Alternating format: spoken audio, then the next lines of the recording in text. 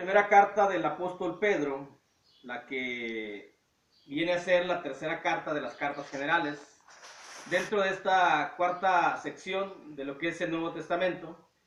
Recordamos que la primera sección son los libros de Evangelio, la segunda sección es el libro de historia, el libro de Hechos, la tercera sección son las 13 cartas del apóstol Pablo, o conocidas como cartas paulinas, y la cuarta sección son las 8 cartas generales o personales, como ya se explicó el porqué de los dos nombres. Y la primera carta del apóstol Pedro, que él escribió, es la tercera carta de la forma en que está acomodada en el Nuevo Testamento. El apóstol Pablo, el apóstol Pedro, describe en su primera carta el llamado, prácticamente nos llama hacia la vida que Dios quiere que vivamos, hacia la salvación, hacia la vida eterna, hacia la gloria de Dios, y para ello hace diversos tipos de llamamientos. El primer llamado que nos hace el apóstol Pedro es un llamado a la esperanza por la resurrección de nuestro Señor y Salvador Jesucristo. Dice la primera carta, capítulo 1, versículo 3 al 7, bendito el Dios y Padre de nuestro Señor Jesucristo, que según su grande misericordia nos hizo renacer, es decir, a través del bautismo volvimos a nacer. Cuando hemos venido al mundo, hemos nacido en forma natural, y cuando hemos decidido querer salvar nuestra alma, nos hemos bautizado para volver a nacer, renacer, pero ahora en un sentido espiritual. Nos hizo renacer para una esperanza viva por la resurrección de Jesucristo de los muertos. Esa resurrección de Jesucristo es donde reposa toda la fe cristiana. La fe que nosotros profesamos está basada en la resurrección de nuestro Señor y Salvador Jesucristo. Y en esa resurrección no intervino ningún instrumento humano, como fue en el caso de su nacimiento. En el caso de su nacimiento, obviamente intervino un instrumento humano para que a través de esta mujer pudiese venir al mundo, que no le dio la vida, ¿verdad? La vida, él propio dice que yo pongo mi vida y la vuelvo a tener. Él es Dios, Él es el que da la vida. Pero utilizó a María como instrumento para venir al mundo. Pero en la resurrección, que es la base precisamente donde reposa toda la fe cristiana, es en la resurrección.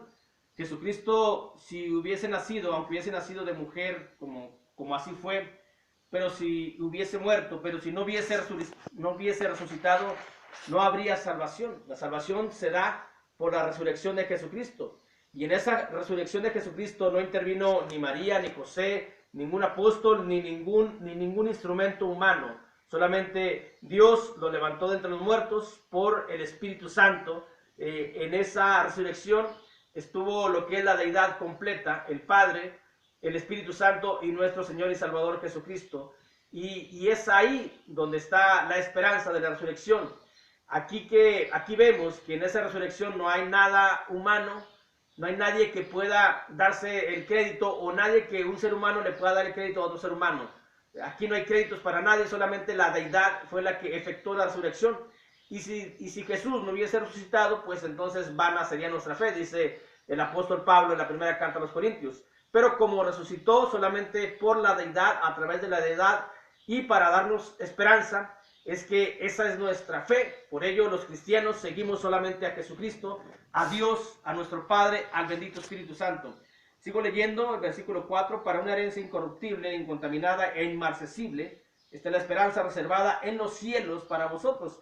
La esperanza está en los cielos, no está aquí en la tierra como algún grupo religioso lo menciona.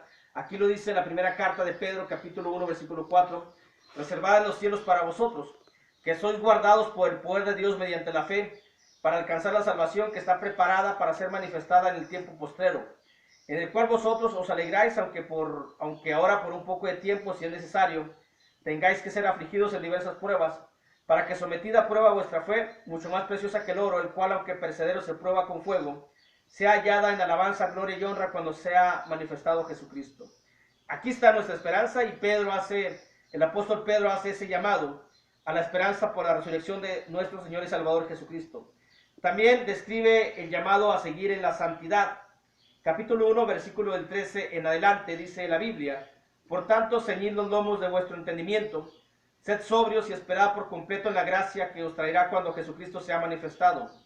Como hijos obedientes, no os conforméis a los deseos que tenías antes, estando en vuestra ignorancia, sino como aquel que os llamó es santo, sed también vosotros santos en toda vuestra manera de vivir, porque escrito está, sed santos porque yo soy santo.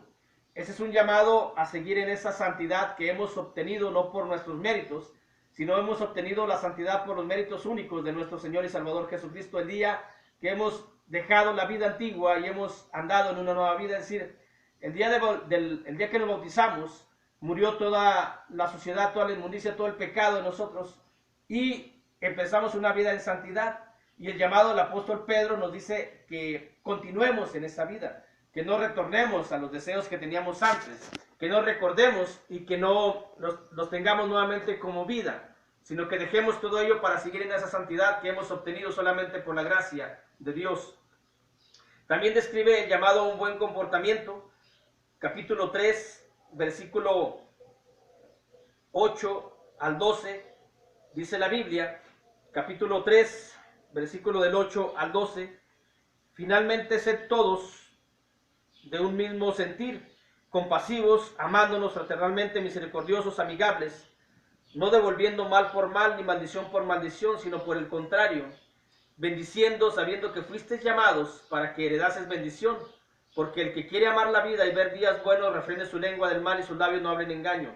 Apártese del mal y haga el bien, busque la paz y síguela, porque los ojos del Señor están sobre los justos y sus oídos atentos a sus oraciones, pero el rostro del Señor está contra aquellos que hacen el mal. Ese es el llamado a un buen comportamiento, a seguir adelante como Dios quiere que nosotros vivamos.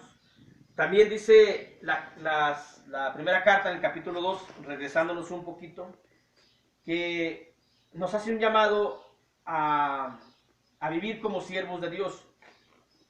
Dice, amados, os ruego como extranjeros, capítulo 2, versículo 11 en adelante, amados, os ruego como extranjeros y peregrinos que os abstengáis de los deseos carnales que batallan contra el alma, manteniendo buena vuestra manera de vivir entre los gentiles, para que en lo que murmuran de vosotros como de malhechores, glorifiquen a Dios en el día de la visitación, al considerar vuestras buenas obras. Por causa del Señor, someteos a toda institución humana, ya sea ley como superior, y ya los gobernantes como por él enviados para castigo de los malhechores y alabanza de los que hacen bien. Porque esta es la voluntad de Dios, que haciendo bien hagáis callar la ignorancia de los hombres insensatos. Y precisamente este es otro tipo de llamado que hace el apóstol Pedro, llamado a vivir haciendo la voluntad de Dios. Dice el capítulo 4, versículo del 5 en adelante, capítulo 4, versículo del 13 en adelante, dice, baste ya el tiempo pasado por haber hecho lo que agrada a los gentiles, andando en lascivias, concupiscencias, embriagueces, orgías, disipación y abominables idolatrías. Estas cosas, pues obviamente el cristiano las practicó, tal vez no todas, alguna de ellas, o estuvo en algo de lo que menciona la Biblia, así lo menciona. Baste ya el tiempo por haber hecho lo que agrada a los gentiles, andando en lascivias, concupiscencias, embriagueces, orgías, disipación y abominables idolatrías. Esto fue en el tiempo pasado. A estos les parece cosa extraña que vosotros no corráis con ellos con el mismo desenfreno de disolución y os ultrajan. Pero ellos darán cuenta al que está preparado para juzgar a los vivos y a los muertos. Porque para eso también ha sido predicado el Evangelio. A los muertos para que sean juzgados en carne según los hombres, pero vivan en espíritu según Dios. Y esto es de alguna manera un llamado a vivir haciendo la voluntad de Dios. Dios quiere que ya dejemos las cosas pasadas y que ya no corramos con aquellos también con los cuales juntos cometíamos toda clase de disolución, toda clase de desenfreno, sino que nos apartemos de ese tipo de vida, de esa práctica de vida, y adoptemos una vida santa, una vida piadosa, una vida conforme a la voluntad de Dios. En ocasiones nos critican, nos dicen que si nos sentimos muy santos, no nos sentimos santos, sino que Dios quiere que seamos santos, y solamente por Él, a través del Señor Jesucristo, por medio del Espíritu Santo, podemos llegar a esa santidad, no por nosotros mismos, porque nosotros no podemos hacer cosas que le agraden a Dios si no tenemos el consejo, si no tenemos la guía, si no tenemos la ayuda de Dios, no podemos agradarle. necesitamos al Espíritu Santo, necesitamos al Señor Jesucristo, necesitamos al Padre, para que a través de su consejo, a través de su palabra, a través de su dirigencia, hagamos las cosas que le agradan. Por eso estudiamos la palabra, por eso estudiamos la Biblia, para darnos cuenta cuál es el consejo de Dios, qué es lo que quiere que hagamos y qué es lo que no quiere que hagamos. Porque si por nuestra cuenta fuera, haríamos cosas que a Dios no le agradan, a Dios le desagradarían. Pero estudiamos la palabra para darnos cuenta de lo que Dios quiere y hacerlo de manera que Él nos pide, porque queremos agradar a Dios, no queremos agradar a los hombres, no queremos agradarnos a nosotros mismos. Si quisiéramos agradarnos a nosotros mismos, haríamos las cosas que todo mundo hacía, que todo mundo hace. Pero como queremos agradar a Dios, estudiamos su palabra para ver qué cosas le agradan y hacer esas cosas que a Dios le agradan para contar con su gracia, para algún día tener esa esperanza viva, eficaz y poderla ver, palparla con nuestros propios ojos espirituales, la vida eterna y vivir eternamente al lado de Dios. Describe también el apóstol Pedro el soportar la aflicción, sabiendo que tenemos esa esperanza precisamente. Dice el capítulo 4, versículo del 12 en adelante: amados, no os sorprendáis del fuego de prueba que os ha sobrevenido como si alguna cosa extraña os aconteciese, sino gozaos por cuanto sois participantes de los padecimientos de Cristo, para que también en la revelación de su gloria os gocéis con gran alegría.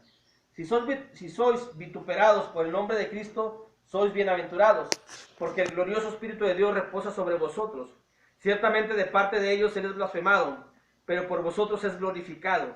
Así que ninguno de vosotros padezca como homicida o ladrón o malhechor o por entremeterse en lo ajeno. Pero si alguno padece como cristiano, no se avergüence, sino glorifique a Dios por ello. Y en una síntesis así rápida, esto es lo que describe la carta del apóstol, la primera carta del apóstol Pedro, considerada en la forma en cómo está acomodada la Biblia, la tercera carta de las 8 cartas generales, constituyendo la cuarta sección del Nuevo Testamento. Dios los bendiga.